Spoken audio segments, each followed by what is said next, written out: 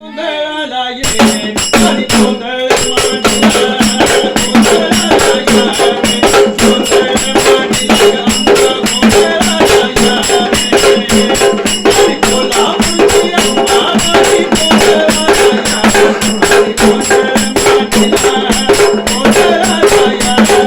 आणि कोल्हापूरची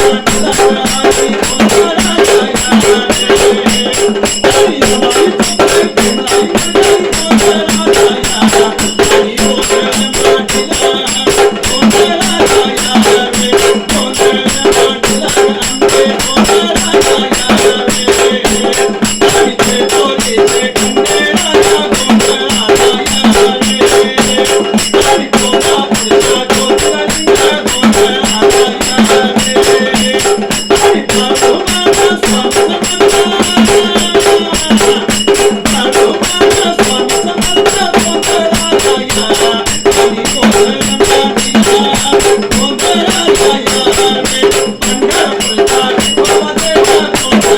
आणि गोंधळ मांडला गोंधळाला या रे गोंधळ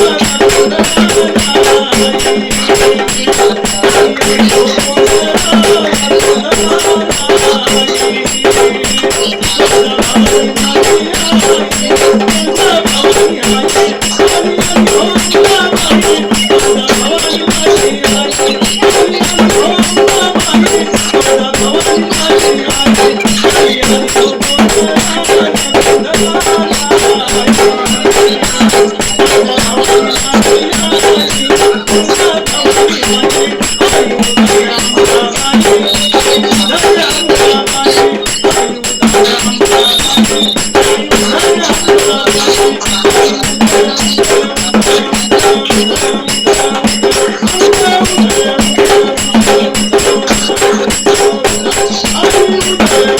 आणि गोंधळाला या रे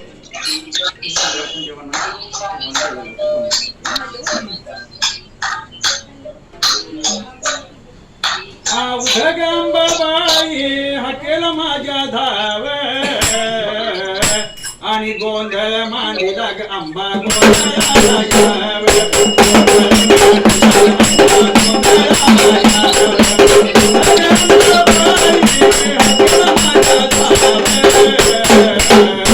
आणि गोंधळ मांडीला अंबा गोंधळाला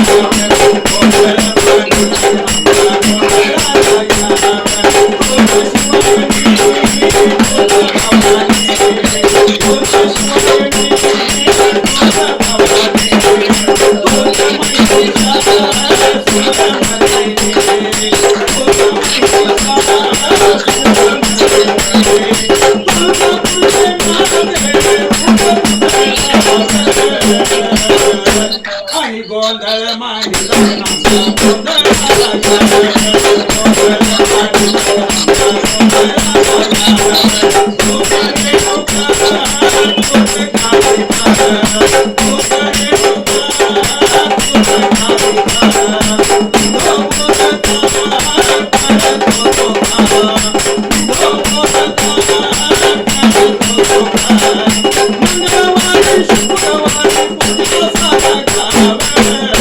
आणि गोंधळ मांडला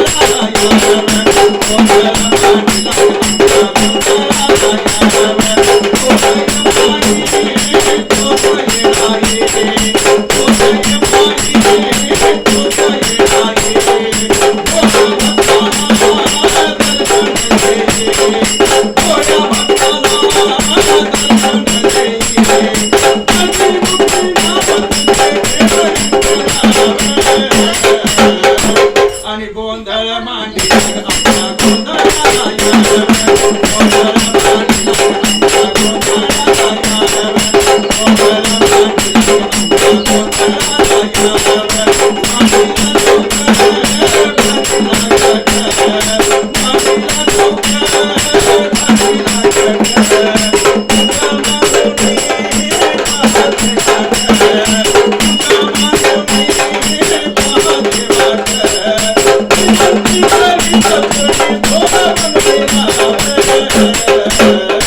आणि गोंधळ मांडिला आंबा गोंधळाला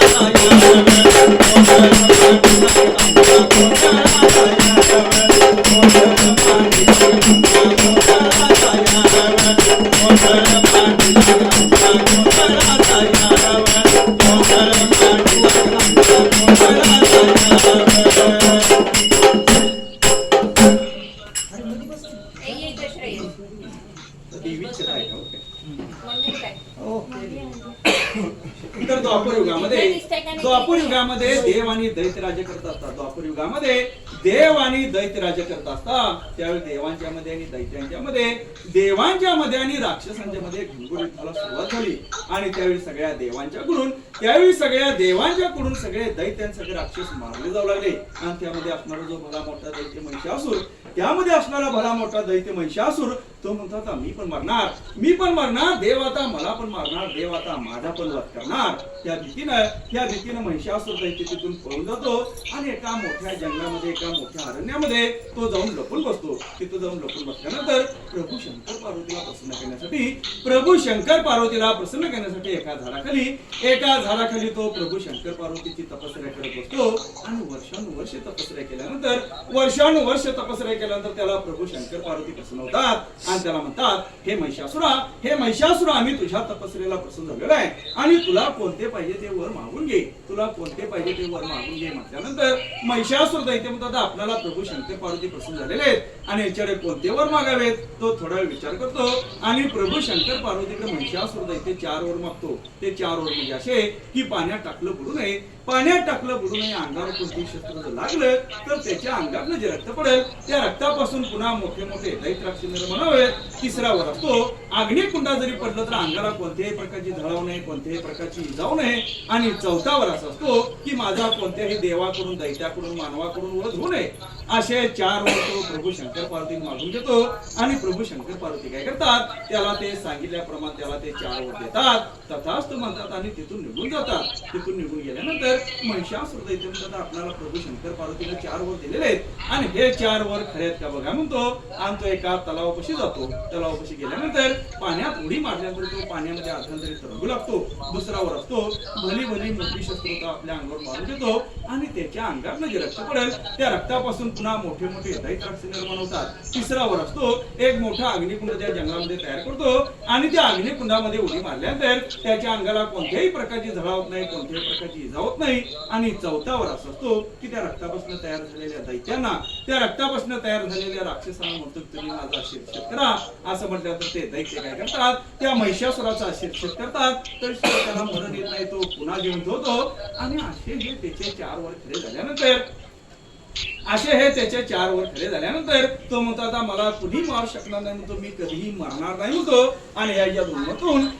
उन्मत्त होऊन तो सगळ्या देवांना वगैरे छळायला सुरुवात करतो, सगळ्या ऋषीमुनींना वगैरे त्रास द्यायला सुरुवात करतो. सगळ्या पृथ्वी तलावाचा हाकार माजवतो, तिन्ही लोकांमध्ये तो हाकार माजवतो. आणि पुन्हा सगळे देव मिळून, पुन्हा सगळे ऋषीमुनी काय करतात, त्या महिषासूर दैत्याच्या त्रासाला कंटाळून पुन्हा प्रभू शंकर पार्वतीकडे जातात आणि घडलेला प्रकार सगळा प्रभू शंकर पार्वतीला सांगतात की तुम्ही जे महिषासुराला 4 वर दिलेले सांगितलेले आहेत. तुम्ही जे महिषासुर दैत्याला 4 वर दिलेले आहेत ते 4 वर घेऊन त्याला पुन्हा आम्हाला छळायला सुरुवात केलेली आहे, त्रास द्यायला सुरुवात केलेली आहे आणि तुम्ही त्याचा बंदोबस्त करा, तुम्ही त्याचा वध करा असं म्हटल्यानंतर प्रभू शंकर पार्वती म्हणतात ठीक आहे ठीक आहे. काही दिवस गेल्यानंतर प्रभू शंकर पार्वती काय करतात, देवांच्या राज्यामध्ये जातात आणि त्यांना तिथे एक देवी पूजा मांडायची, एक अंबाबाईचा गोंधळ मांडायचा असतो आणि त्या महिषासुराचा वध करण्यासाठी भवानी मातेला प्रसन्न करण्यासाठी एक भवानी मातेचा त्यांना गोंधळ मांडायचा असतो आणि त्या गोंधळाच्या पूजेसाठी त्या महिषासुराच्या बागेतली 5 पड्या फुलं गोंधळाच्या पूजेसाठी पाहिजे असतात. मग प्रभू शंकर पार्वती काय करतात, सगळ्या देवांच्या पैकी 5 देवांना बोलवतात आणि त्यांना सांगतात हे देवांनो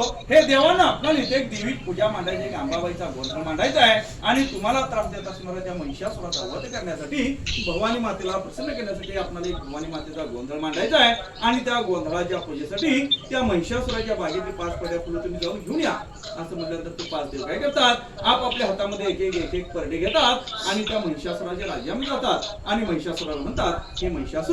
महिषासुरा आपल्या राज्यामध्ये प्रभू शंकर पार्वती आलेले आहेत आणि त्यांना तिथे एक देवी पूजा मांडायची, एक अंबाबाईचा गोंधळ मांडायचा आहे आणि त्या गोंधळाच्या पूजेसाठी तुमच्या बागेतली 5 पड्या फुलं प्रभू शंकर पार्वती आणायला सांगितलेले आहेत. आणि हे ऐकल्यानंतर त्या उन्मत्त झालेल्या महिषासुर दैत्याची तळपायाची आग मस्तकाला जाते आणि तो म्हणतो माझ्या बागेतली तुम्हाला फुलं वगैरे काय मिळणार नाहीत, तुम्ही इथून चालते वा म्हटलं तर ते देव भीतीने तिथून निघून जातात आणि घडलेला प्रकार सगळा प्रभू शंकर पार्वतीला सांगतात की त्या उन्मत्त झालेल्या महिषासुर दैत्यानं त्याच्या बागेतले आम्हाला फुलं वगैरे काय दिलं नाहीत, त्याच्या राज्यातनं त्याला आम्हाला हकलून लावलंय. आणि हे ऐकल्यानंतर प्रभू शंकर पार्वतीला फार राग येतो आणि तिथं त्यांची देवी पूजा झाल्यानंतर देवीचा गोंधळ झाल्यानंतर पुन्हा देवांच्या मध्ये आणि दैत्यांच्या मध्ये, पुन्हा देवांच्या मध्ये आणि राक्षसांच्या मध्ये पुन्हा घनघोरी धडा सुरू होते आणि त्यावेळी पुन्हा सगळ्या देवांच्याकडून सगळे दैत्य सगळे राक्षस मारले जाऊ लागतात आणि त्यामध्ये असणारा जो बडा मोठा दैत्य महिषासुर जसं प्रभू शंकर पार्वतीच्या महिषासुरावर वार करतील, जसं घाव घालतील तसं त्याच्या अंगातलं जे रक्त पडेल त्या रक्तापासून पुन्हा मोठे मोठे दैत्य राक्षस निर्माण होतात आणि त्यावेळी प्रभू शंकर पार्वतीला आठवतं की आपण ज्या महिषासुराला 4 वर दिलेले आहेत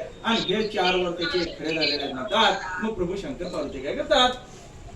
सगळ्या देवांना बोलवतात, सगळ्या देवांच्या हातामध्ये एक एक परडी देतात आणि त्यांना सांगतात की जसं आम्ही महिषासुरावर घाव घालेन, जसं आम्ही महिषासुरावर वार करेन तसं त्याच्या अंगातलं जे रक्त पडेल ते परडीत घ्यायचं, पिऊन टाकायचं, परडीत घ्यायचं, भक्षण करून टाकायचं, एकही रक्ता ठेवून जमिनीवर पडू द्यायचं नाही असं सांगितल्याप्रमाणे लोक काय करतात, आपापल्या हातामध्ये एक परडी घेतात आणि जसं प्रभू शंकर पार्वती त्या महिषासुरावर वार करतील, जसं घाव घालतील तसं त्याच्या अंगातलं जे रक्त पडेल ते परडीत घेतात, पिऊन टाकतात, परडीत घालतात, भक्षण करून टाकतात, एकही रक्ता ठेम जमिनीवर पडू देत नाहीत. आणि हे महिषासुराने पाहिल्यानंतर हे महिषासुर दैत्यानं पाहिल्यानंतर तो म्हणतो आता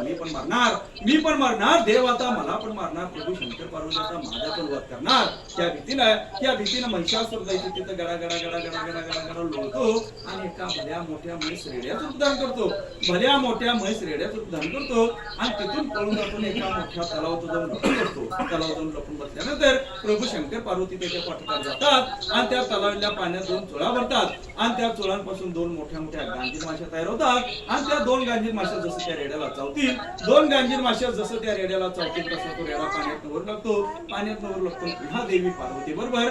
देवी पार्वती बरोबर त्या महिषासुराचं घनघोर युद्ध सुरू होतं आणि बरेच दिवस वेगवेगळ्या ठिकाणी देवी पार्वतीचं आणि महिषासुराचं घनघोर युद्ध सुरू असतं आणि शेवटच्या क्षणी देवी पार्वती काय करते, शेवटच्या क्षणी देवी पार्वती अष्टभुजा भवानीचं उद्धार करते आणि आपल्या हातातल्या त्रिशूलाला, आपल्या हातातल्या भाल्यानं त्या महिषासुराच्या शिरावर घाव घातल्यानंतर त्याचं सर वेगळं आणि धड वेगळं होतं आणि अशा पद्धतीने देवी पार्वतीच्यातून, देवी भवानीच्यातून एका स्त्रीच्या हातून त्या महिषासुर दैत्याचा वध होतो आणि त्या रक्तापासून लोंढास नावाचा दैत्य निर्माण होतो आणि लोंढास नावाचा दैत्य म्हणतो तूच महिषासुर मर्दिनी, तूच महाकाली, तूच आदिशक्ती, आदिमाया म्हणतोस आणि तुझ्या पायापाशी मला जीवदान दे, तुझ्या पायापाशी मला जिवंत आसरा दे असं म्हटल्यानंतर त्यावेळी देवी भवानी काय करते, त्या लोंढास नावाच्या दैत्याला आपल्या पायापाशी जिवंत आसरा देते, आपल्या पायापाशी जिवंत आसरा देते आणि सगळे देव मिळून तिथे येतात, सगळे देव ऋषी मिळून तिथे येतात. देवी पार्वतीला, देवी भवानीला विनंती करतात की तुमचं वास्तव इथं कायम असो, तुमचं दर्शन आम्हाला कायम लाभावं असं म्हटल्यानंतर देवी पार्वतीचं अनेक नाव आहे म्हणजे तुळजा,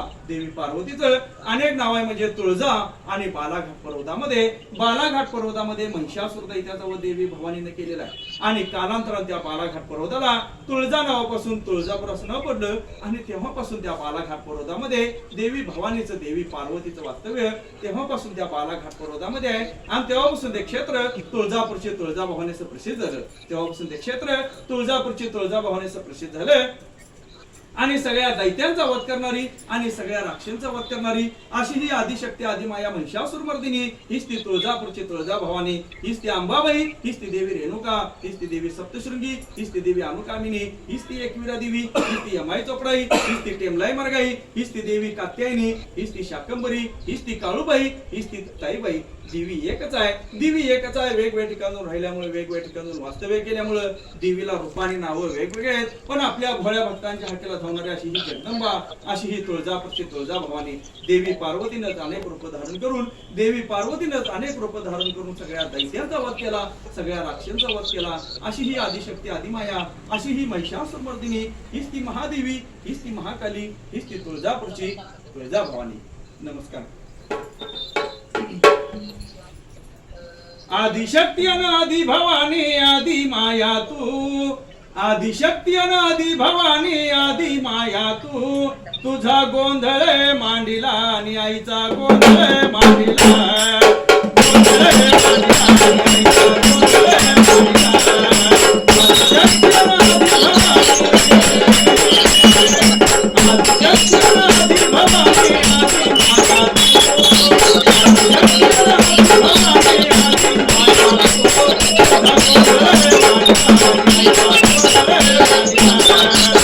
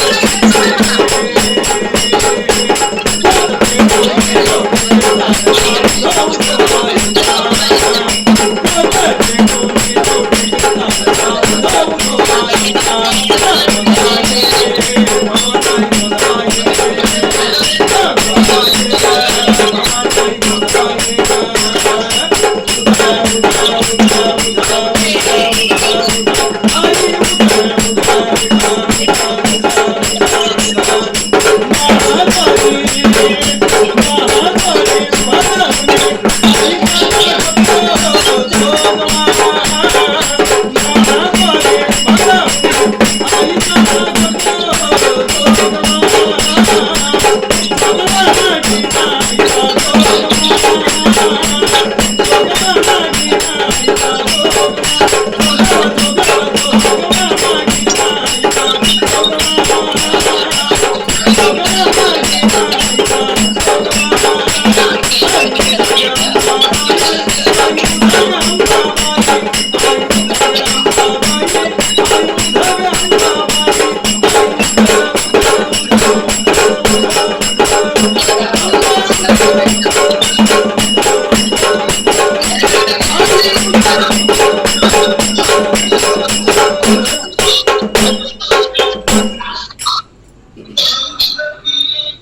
मिठा पिठाचा जोगवा,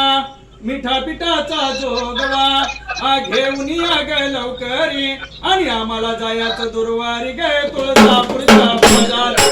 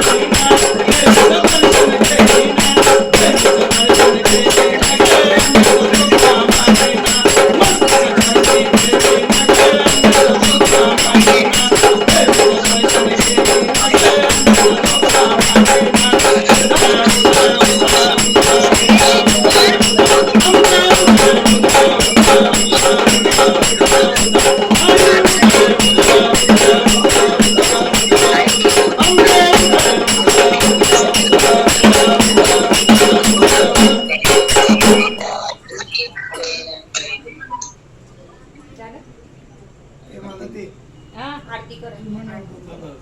काय म्हणताय तुम्ही कोण म्हणणार आहे का जोगा हा म्हण ग त्याला देवीचं म्हणते कुठला म्हणू हा चष्मा देते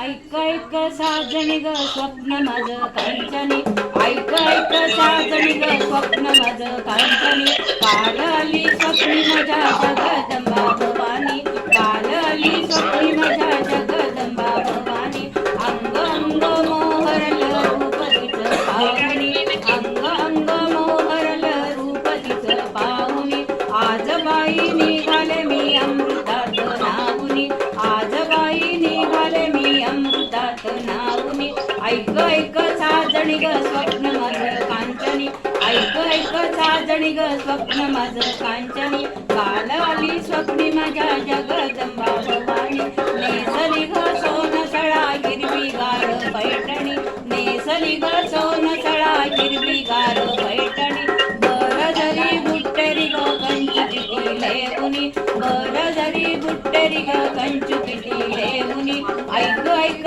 साजणी ग स्वप्न माझं कांचनी काल आली स्वप्नी माझ्या जगदंबा भवानी हळदी कुंकवाचा बाळी मळवट रे कुणी हळदी कुंकवाचा बाळी मळवट रे कुणी हिरवा चुडा बाजू बंद गळ सरीले कुणी हिरवा चुडा बाजू बंद गळ सरीले कुणी ऐक ऐक साजणी ग स्वप्न माझं कांचनी ऐक ऐक साजणी ग स्वप्न माझं कांचनी काल आली स्वप्नी माझ्या जगदंबा भवानी नत बुगडी चंद्रहार ठुशी सरी तन्मणी नत बुगडी चंद्रहार ठुशी सरी तन्मणी रत्न पासून मुकुटला हिरे लाख कोंदणी रत्न पासून मुकुटला हिरे लाख कोंदणी ऐक ऐक साजणी ग स्वप्न माझं कांचनी ऐक ऐक साजणी ग स्वप्न माझं कांचनी काल आली स्वप्नी माझ्या जगदंबा भवानी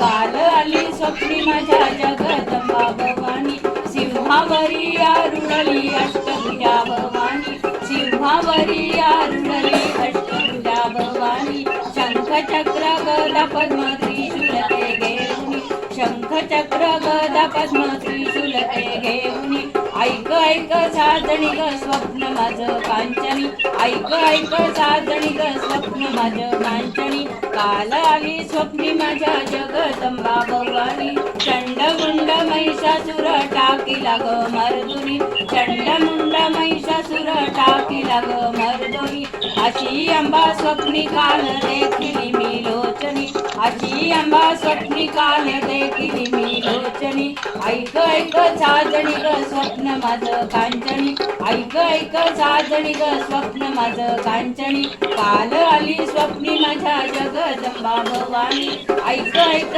साजणी ग स्वप्न माझं कांचनी ऐक ऐक साजणी ग ऐक ऐक साजणी ग ऐक ऐक साजणी ग स्वप्न माझं कांचनी काल आली स्वप्नी माझ्या जगदंबा भवानी आलो लवकरी पिठा मिठाचा जोगवा द्याग भयान लवकरी मला बाई जायाचं गुरुवारी ग तुळजापुराच्या बाजारी मला बाई जायाचं गुरुवारी ग तुळजापूरच्या बाजारी तुळजापुरी जाईन गंगेचं पाणी आणीन तुळजापुरी जाईन गंगेचं पाणी आणीन आंबेला अंघोळ घालीन मग मी माघारी येईन आंबेला अंघोळ घालीन मग मी माघारी येईन पिठा मिठाचा जोगवा पिठा मिठाचा जोगवा द्या ग बयानो लवकरी मला बाई जायाचं गुरुवारी ग तुळजापुराच्या बाजारी मला बाई जायाचं गुरुवारी ग तुळजापुराच्या बाजारी तुळजापुरी जाईन पान फुले घेईन तुळजापुरी जाईन पान फुलं घेईन आंबेला हार चढवीन मग मी माघारी येईन मातेला हार चढवीन मग मी माघारी येईन पिठा मिठाचा जोगवा द्या ग बयानो लवकरी मला बाई जायाचं गुरुवारी ग तुळजापुराच्या बाजारी मला बाई जायाचं गुरुवारी ग तुळजापुराच्या बाजारी तुळजापूरला जाईन साडी चोळी घेईन तुळजापूरला जाईन साडी चोळी घेईन आंबेला आहेर चढवीन मग मी माघारी येईन मातेला आहेर चढवीन मग मी माघारी येईन पिठा मिठाचा जोगवा द्या ग बयानो लवकरी मला बाई जायाचं गुरुवारी ग तुळजापुराच्या बाजारी मला बाई जायाचं गुरुवारी ग तुळजापुराच्या बाजारी तुळजापुरी जाईन खन नारळ घेईन तुळजापुरी जाईन खन नारळ घेईन आंब्याची ओटी भरून लवकर परत येईन आंब्याची ओटी लवकर परत येईन पिठा मिठाचा जोगवा द्या ग बयानो लवकरी मला बाई जायाचं गुरुवारी ग तुळजापुराच्या बाजारी मला बाई जायाचं गुरुवारी ग तुळजापुराच्या बाजारी तुळजापूरला जाईन राळ कापूर घेईन तुळजापूरला जाईन राळ कापूर घेईन आंबेला ज्योत लावीन मग मी माघारी येईन मातेला ज्योत लावीन मग मी माघारी येईन पिठा मिठाचा जोगवा द्या ग बयानो लवकरी पिठा मिठाचा जोगवा द्या ग बयानो लवकरी मला बाई जायाचं गुरुवारी ग तुळजापुराच्या बाजारी मला बाई जायाचं गुरुवारी ग तुळजापुराच्या बाजारी माहूरगडावर जाईन मातेला प्रसाद आणीन माहूरगडावर जाईन मातेला प्रसाद आणीन आंबेला प्रसाद चढवीन मग मी माघारी येईन मातेला प्रसाद चढवीन मग मी माघारी येईन पिठा मिठाचा जोगवा द्या ग बयानो लवकरी पिठा मिठाचा जोगवा द्या ग बयानो लवकरी मला बाई जायाचं गुरुवारी ग तुळजापुराच्या बाजारी मला बाई जायाचं गुरुवारी ग तुळजापुराच्या बाजारी तुळजापूरला जाईन आंब्याचा जोगवा मागेन तुळजापूरला जाईन आंब्याचा जोगवा मागेन जोगवा मागेन लवकर परत येईन आंबेला जोगवा मागेन लवकर परत येईन पिठा मिठाचा जोगवा द्या ग बयानो लवकरी मला बाई जायाचं गुरुवारी ग तुळजापुराच्या बाजारी मला बाई जायाचं गुरुवारी ग तुळजापुराच्या बाजारी तुळजापूरला जाईन आईचं नवस फेडीन तुळजापूरला जाईन आईचं नवस फेडीन लवकर परत येईन मग मी माघारी परत येईन पिठा मिठाचा जोगवा द्या ग बयानो लवकरी मला बाई जायाचं गुरुवारी ग तुळजापुराच्या बाजारी मला बाई जायाचं गुरुवारी ग तुळजापुराच्या बाजारी अंबा माता की जय. झालं ना?